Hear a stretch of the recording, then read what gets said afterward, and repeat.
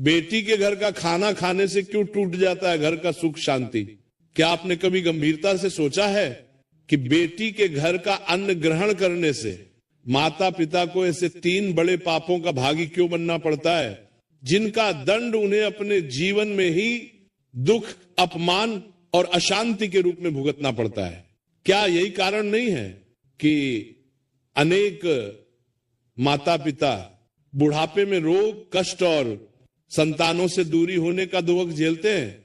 अब जो विषय में आपके समक्ष रखने जा रहा हूं वह केवल एक कथा नहीं बल्कि जीवन की वो सच्चाई है जिसका प्रभाव सुनने मात्र से नहीं बल्कि समझने और मानने से घर परिवार की दिशा बदल देता है। तो आप लोग मन को शांत रखिए, श्रद्धा को जागृत कीजिए और इस पावन कथा को अंत तक ध्यानपूर्वक सुनिए। गांव था धर्मपुर, मिट्टी के घर, आंगन में तुलसी चौरा और दरवाजे पर बंधी हुई गाय। उस गांव में एक सीधा साधा ब्राह्मण रहता था, पंडित हरिदत्त। वे बहुत बड़े विद्वान नहीं थे पर मन के बड़े शुद्ध थे। उनकी पत्नी थी धर्मवती। धर्मवती का स्वभाव ऐसा था कि रोटी बनाते समय भी रोटी पर हाथ रखने से पहले मन ही मन भगवान का नाम लेती। उनके घर में जो भी आता उसे खाली हाथ नहीं जाने देती, पर साथ ही मर्यादा का पालन भी उतना ही कठोर था। हरिदत्त और धर्मवती की एक ही संतान थी, बेटी। नाम था गौरी। गौरी बचपन से ही बहुत समझदार, मां के साथ चूल्हे पर बैठकर दाल में नमक कम ज्यादा करना सीख गई थी और पिता के साथ बैठकर रामायण की चौपाइयां भी सुन लिया करती थी। पर समय अपनी गति से चलता है। गौरी जवान हुई और उसके विवाह का समय आया। गांव में ही एक संपन्न परिवार था, सेठ रघुनाथ का। उनके बेटे का नाम था माधव। बाहर से सब ठीक, कपड़ा अच्छा, घर बड़ा, बोलचाल मीठी, रिश्ता तय हुआ, विवाह हुआ और गौरी विदा होकर अपने ससुराल चली गई। विदाई के दिन धर्मवती ने बेटी के माथे पर हाथ रखकर बस इतना कहा, बिटिया ससुराल में सुख हो तो भी अहंकार मत करना, दुख हो तो भी घर की चौखट को दोष मत देना। और एक बात, अपने पिता का मान रखना पर अपने पिता को कभी अपनी रसोई का छड़ी मत बनाना। गौरी ने मां की बात सुनी पर उसका अर्थ पूरी तरह नहीं समझ पाई। उसे लगा मां बस परंपरा की बात कर रही है। समय बीता, गौरी का गृहस्थ चलने लगा। पर सेठ का घर बड़ा था और बड़े घरों में दिल कई बार छोटा हो जाता है। गौरी की सास जसोदरा हर बात में ताना देती, कभी नमक कम, कभी घी ज्यादा, कभी ये कि मायके वालों ने क्या दिया और कभी ये कि हमारे घर की बहू को तो हम बना रहे हैं। माधव स्वभाव से बुरा नहीं था लेकिन बाजार और बही खाते में इतना उलझा रहता कि घर की आग की लपटें उसे दिखती ही नहीं थी। गौरी धीरे धीरे भीतर से टूटने लगी पर उसने पिता के घर खबर नहीं भेजी क्योंकि उसे पिता की इज्जत प्यारी थी। वो बस मंदिर जाकर रो लेती और चूल्हे पर आंसुओं को आंचल से पोंछकर रोटी सेंक देती। इधर धर्मपुर में पंडित हरिदत्त की हालत बदलने लगी। खेती ठीक नहीं हुई, घर में बचत कम थी, ऊपर से हरिदत्त की कमर में दर्द रहने लगा। धर्मवती ने अपने गहने गिरवी रखे, फिर भी घर का खर्च किसी तरह चल रहा था।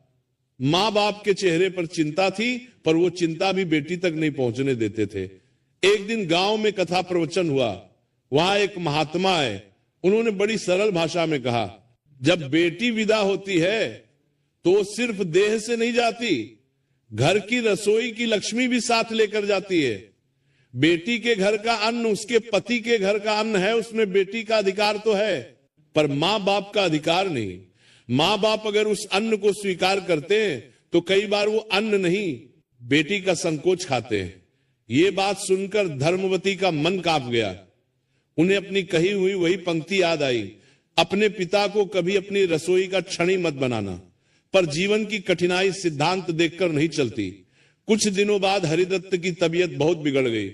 वैद्य मुकाको परिवादिक तरह ने दवा लिखी पर दवा महंगी थी।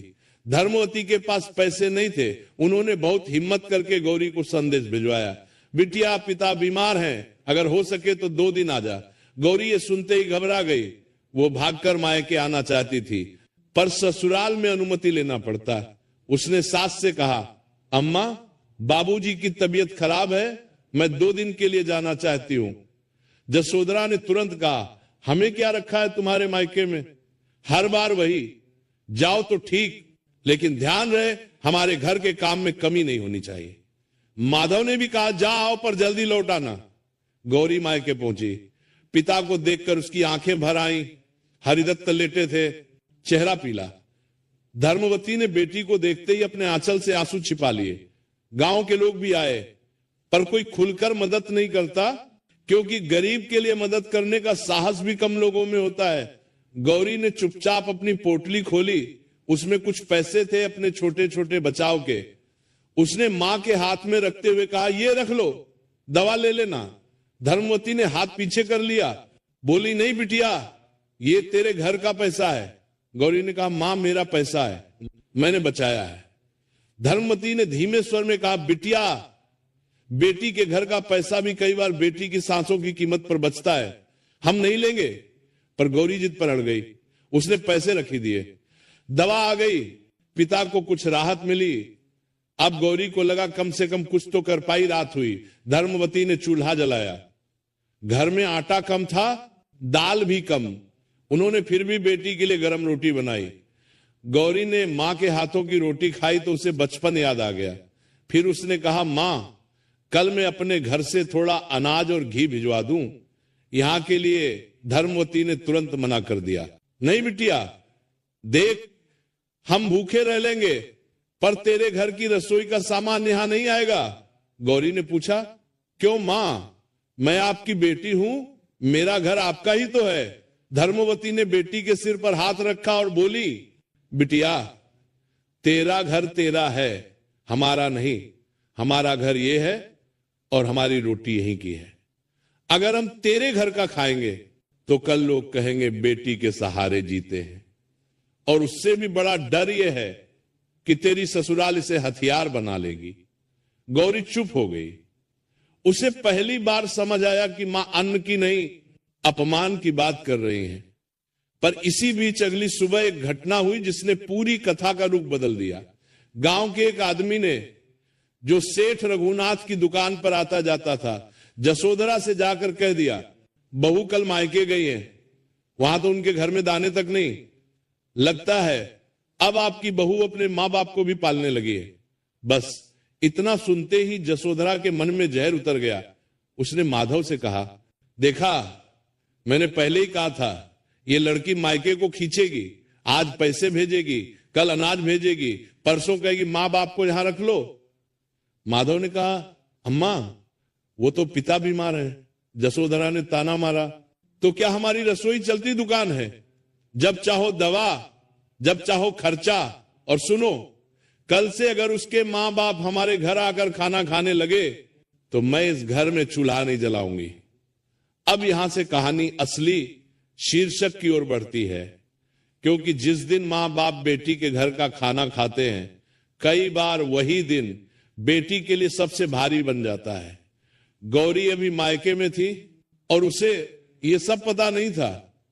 उधर हरिदत्त की हालत थोड़ी सुधरी तो उन्होंने बेटी से कहा बिटिया, अब तू लौट जा, तेरे घर की मर्यादा तेरे हाथ में है, हम पर चिंता मत कर।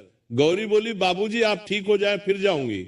हरिदत्त ने बहुत धीमे पर कठोर स्वर में कहा नहीं बेटी, पिता की बीमारी बड़ी नहीं होती, बेटी की बदनामी बड़ी होती है। और ठीक उसी समय दरवाजे पर किसी के आने की आहट हुई। धर्मवती ने पर्दा हटाकर देखा, गांव का वही आदमी खड़ा था जो सेठ के यहां आता जाता था। उसके हाथ में मिठाई का डिब्बा था और चेहरे पर बनावटी मुस्कान। उसने कहा अरे धर्मवती जी, सुना है दामाद जी का घर बड़ा संपन्न है। आजकल तो लोग बेटी के घर का खाकर भी सुखी रहते हैं, बस किस्मत चाहिए। धर्मवती का चेहरा सफेद पड़ गया। गौरी ने यह बात सुनी तो उसका कलेजा कांप गया। वह समझ गई कि बात फैल चुकी है, और अगर बात फैल गई तो ससुराल में ताने बढ़ेंगे और उसके पति पर भी दबाव आएगा। हरिदत्त ने धीरे से धर्मवती की ओर देखा, मानो कह रहे हूं देख लिया, जिस डर की बात तू कर रही थी वो डर आ गया।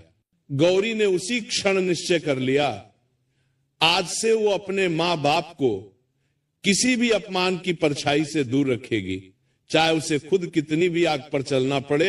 अगली सुबह वो मायके के आंगन में तुलसी के आगे दीप रखकर बोली, मां बाबूजी आशीर्वाद दीजिए। आपका कर्तव्य मेरा धर्म है, पर आपका मान मेरे लिए प्राण से बढ़कर है। मैं आज ही लौट रही हूं, पर जाते जाते एक वचन देती हूं, आप मेरे घर का अन्न कभी नहीं खाएंगे और मैं आपको कभी उस स्थिति में आने भी नहीं दूंगी।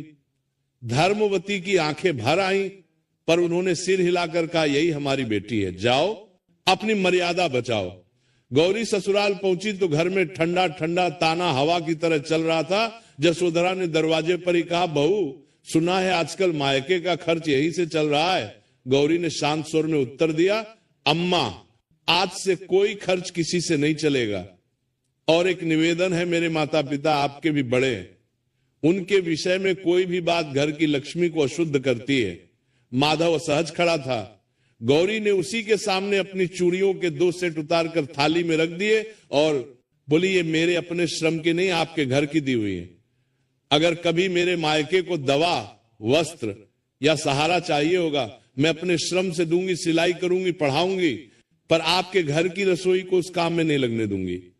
और एक वचन आज आपसे भी लेती हूं, मेरे माता पिता इस चौखट पर अतिथि बनकर आए तो उन्हें आदर देंगे, पर उनसे कभी थाली नहीं लगवाई जाएगी। जसोधरा पहली बार निरुत्तर हुई। माधव ने धीमे से कहा, मैं तुम्हारे साथ हूं गौरी, मैं भी अपने पुरुषार्थ से उनकी सहायता करूंगा, पर बिना किसी को ताना दिए, बिना दिखावे के। उसी संध्या माधव और गौरी धर्मपुर पहुंचे। हरिदत्त दरवाजे पर ही उठ बैठे। गौरी ने पांव छूकर कहा, बाबूजी आपका मान मेरे लिए सबसे बड़ा